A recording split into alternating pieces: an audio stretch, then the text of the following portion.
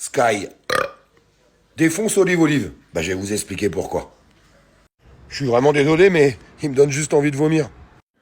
Vous vous rappelez du Vaxibus, comme il l'appelait, pour vacciner les enfants de 12 à 18 ans? Est-ce que tout le monde se rappelle de ça? Oui, je l'ai combattu, comme parmi tant d'autres, parce que c'était vraiment dramatique de voir ça. Pour des enfants qui ne faisaient pas de forme grave du Covid. Sponsorisé par le ministère de la Santé. D'accord, Skyrock, c'est pour ça que vous m'attaquez? Oui, j'ai bien dit, si l'opération vise en particulier les 12-17 ans. Ouais, j'ai bien dit, en partenariat avec le ministère de la Santé. Ouais, Skyrock. Ouais. Donc, où je veux en venir là-dedans, c'est que vous avez fait une campagne vaccinale pour vacciner des enfants de 12 à 17 ans qui faisaient pas d'effets graves du Covid, mais qui maintenant ont des effets secondaires. C'est marqué où effets secondaires sur votre camion? Non, parce qu'il y a des femmes qui ont des problèmes avec leur cycle menstruel.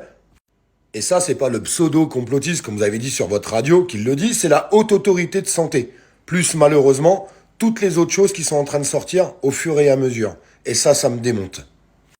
Donc les gigolos de la radio macroniste, je vais vous dire quelque chose. Vous m'avez comparé à quelqu'un, à Dylan, qui a une enquête en cours où il est suspecté de trafic d'enfants. Ah bon? Vous me représentez à ça? D'accord. Vous avez aussi dit que j'étais un voleur. D'accord, ok.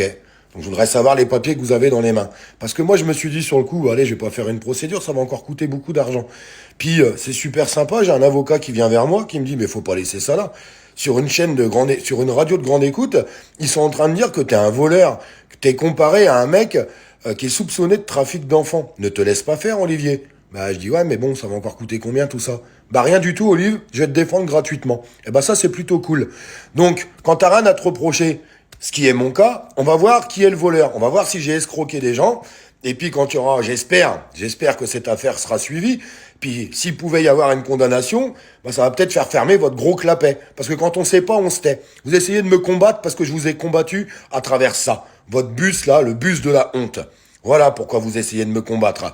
Ça marche pas et ça ne marchera pas. Franchement, ça vous dessert plus que ça vous sert, je vous le dis. On va voir dans les commentaires ce que les gens en pensent par rapport à ce que vous avez pu faire pendant la crise Covid. Je suis impatient de lire vraiment les commentaires de tout le monde. Je vous demanderai de partager, republier cette vidéo, faire des duos avec, faites ce que vous voulez.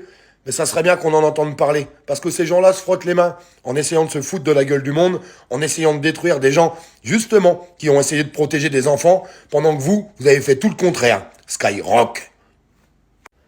Alors Skyrock, on attend tous votre prise de parole sur votre responsabilité sur les effets secondaires.